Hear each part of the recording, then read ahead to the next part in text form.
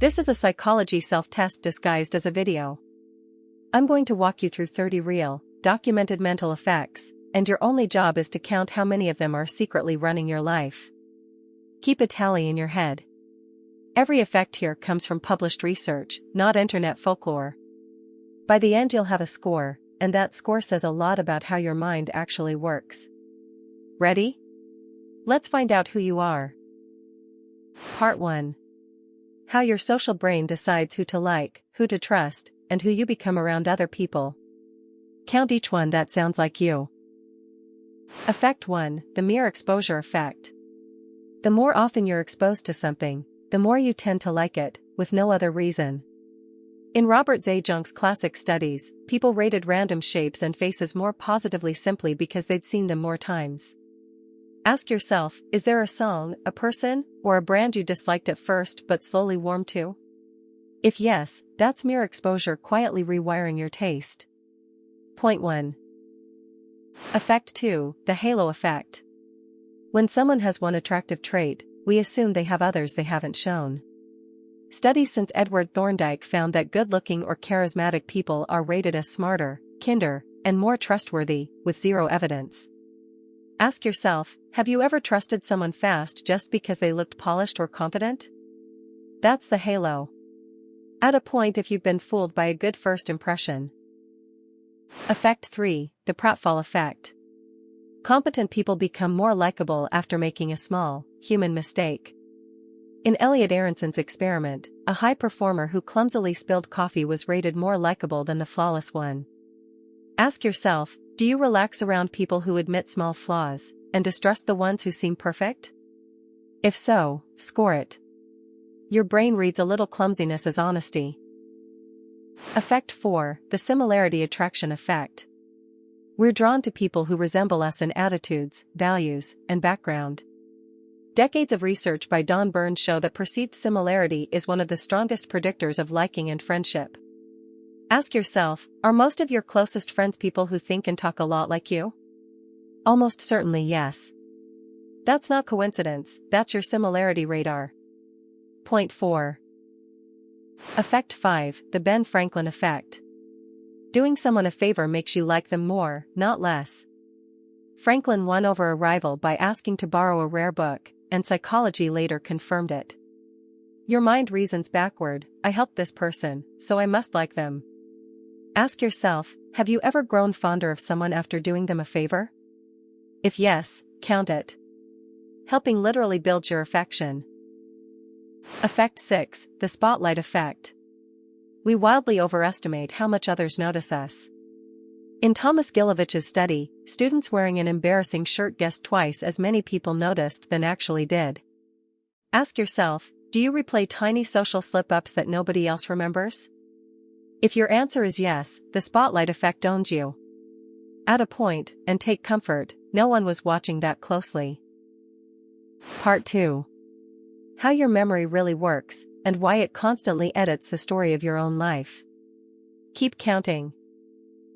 Effect 7. The Zeigarnik effect. Unfinished tasks stick in your mind far more than completed ones. Bluma Zeigarnik found waiters remembered unpaid orders vividly, then forgot them the moment the bill was settled. Ask yourself, do open loops, unread messages, half-done projects, keep buzzing in your head? If yes, count it. Your brain refuses to let go of anything you haven't closed. Effect 8. The serial position effect. You remember the first and last items in a list far better than the middle. Hermann Ebbinghaus mapped this over a century ago, and it holds today. Ask yourself, when you study or hear a speech, is it the beginning and the end that stick? If yes, score it. The middle of everything quietly slips through your fingers. Effect 9. The peak end rule. We judge an experience mostly by its most intense moment and its ending, not the average. Daniel Kahneman showed people even rate a longer, more painful event as better if it simply ends more gently. Ask yourself, do your memories of trips or relationships hinge on a few peaks and how they ended? If yes, count it. Your memory is a highlight reel, not a recording. Effect 10. The von Riestorff effect, also called the isolation effect. The one item that stands out from a group is the one you'll remember. Hedwig von Riestorff proved that anything distinctive, a different color, an odd word, gets encoded stronger. Ask yourself, in a long list, is it always the weird outlier you recall? If yes, score it. Your memory rewards whatever breaks the pattern. Effect 11, the Google effect, or digital amnesia. When we know information is stored and searchable, we remember it worse, but remember where to find it. Betsy Sparrow's research confirmed we offload memory onto our devices. Ask yourself, do you forget facts instantly because you know you can just look them up? If yes, count it. Your phone has quietly become part of your memory. Effect 12, the testing effect. Actively recalling information burns it into memory far better than rereading it. Roediger and Karpik showed self-testing beats passive review by a wide margin. Ask yourself, when you reread notes, do you feel you know it, then blank on the exam? That gap is the testing effect. Score it if you've been fooled by rereading. Retrieval, not review, is what learning actually is. Part 3. The hidden biases that hijack your decisions, usually before you even know a decision is happening. Keep the tally going. Effect 13, anchoring. The first number you see drags every later estimate toward it. Tversky and Kahneman spun a wheel of fortune, and even that random number shifted people's guesses about unrelated facts. Ask yourself, does a crossed-out original price make a sale feel like a steal? If yes, score it. That first anchor is steering your wallet without your consent. Effect 14, the framing effect. The same fact feels different depending on how it's worded. People choose a treatment described as 90% survival over one described as 10% mortality, even though they're identical. Ask yourself, does positive wording change your choice even when the numbers don't? If yes, count it. You're reacting to the frame, not the facts. Effect 15, loss aversion. Losing something hurts about twice as much as gaining the same thing feels good. Kahneman and Tversky measured this asymmetry directly. Ask yourself, would losing $100 ruin your day more than finding 100 would brighten it? If yes, score it. This single bias explains why we cling to things we should let go. Effect 16, the decoy effect. Adding a clearly worse third option pushes you toward the pricier of the original two. The famous Economist subscription study proved a useless middle option can flip our choice entirely. Ask yourself, have you upgraded to the large because the medium was almost the same price? If yes, count it. The decoy was placed there on purpose, just for you. Effect 17, the sunk cost fallacy. We keep investing in something failing simply because we've already invested. Arx and Bloomer showed people finish a bad movie or a dead project just to justify the cost already paid. Ask yourself, do you stay in things, jobs, shows, plans, because quitting would waste what you already put in? If yes, score it. The money and time are already gone. Effect 18, the availability heuristic. We judge how likely something is by how easily examples come to mind. After seeing dramatic news, people wildly overestimate rare risks like plane crashes or shark attacks. Ask yourself, do vivid headlines make you fear the unlikely more than the actual dangers? If yes, count it. Your sense of risk is built from whatever's easiest to picture, not the numbers. Effect 19, confirmation bias. We seek, favor, and remember information that fits what we already believe, and dismiss what doesn't. Peter Wason's experiments showed people test their hunches only in ways that could confirm them.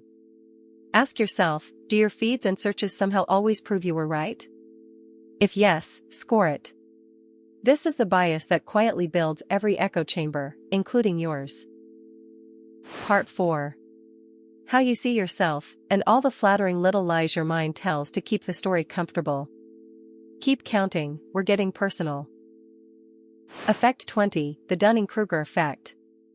The less skilled we are at something, the more we tend to overestimate our ability, because we lack the skill to see our own gaps. Dunning and Kruger measured this in logic, grammar, and humor. Ask yourself, have you felt totally confident in a field right up until you learned how little you knew? If yes, score it. true experts, ironically, often doubt themselves more. Effect 21, the fundamental attribution error. When others mess up, we blame their character. When we mess up, we blame the situation. Lee Ross named this in the 70s, and it's everywhere.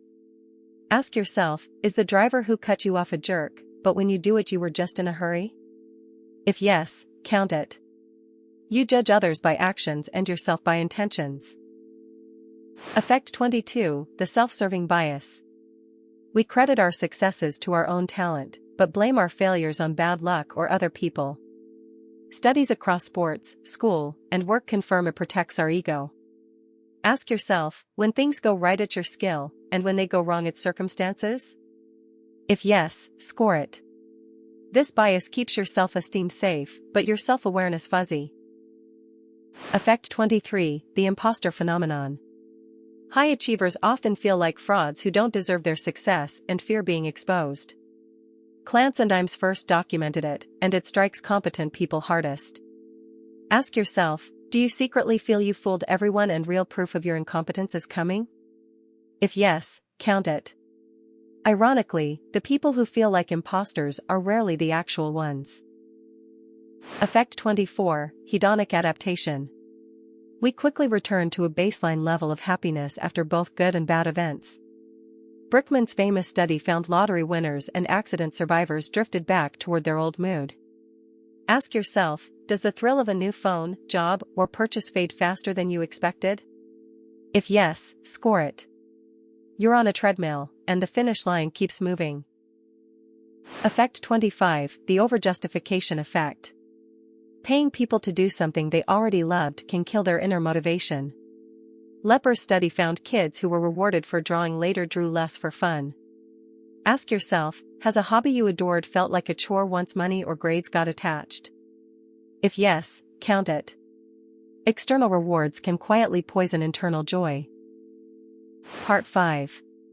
The social forces that move you in a crowd, often against your own better judgment. Last stretch, keep the count going. Effect 26, the bystander effect. The more people present during an emergency, the less likely any single person is to help, because responsibility feels diffused. Darley and Latane demonstrated it repeatedly after real cases. Ask yourself, have you assumed someone else would surely handle a problem in a crowd? If yes, score it. Knowing this effect is exactly what lets you break it and act. Effect 27, conformity, shown by the Ash experiments. People will agree with an obviously wrong group answer just to fit in. Solomon Ash found many folks denied the evidence of their own eyes under mild social pressure. Ask yourself, have you gone along with a group opinion you privately disagreed with? If yes, count it. The pull to conform is stronger than almost anyone admits. Effect 28, the foot in the door technique. Agree to a small request and you're far more likely to agree to a bigger one later. Friedman and Fraser proved a tiny yes softens you up for a large yes. Ask yourself, have you started with a free trial or a small commitment and ended up all in? If yes, score it. Every small yes is a step down a designed path. Effect 29, the bandwagon effect. The more people who believe or do something, the more likely we are to jump on board, regardless of the evidence. It shapes fashion, voting, and viral trends alike. Ask yourself, have you wanted something mainly because everyone else suddenly had it? If yes, count it. Popularity feels like proof, but it's really just momentum. Effect 30, the negativity bias. Bad experiences hit us harder and stick longer than good ones of equal size. Research by Baumeister and Rosen shows one insult can outweigh many compliments. Ask yourself, do you replay a single piece of criticism while forgetting 10 pieces of praise? If yes, score it. Your brain evolved to hunt threats, which is exactly why kindness needs to be repeated. So, what's your number?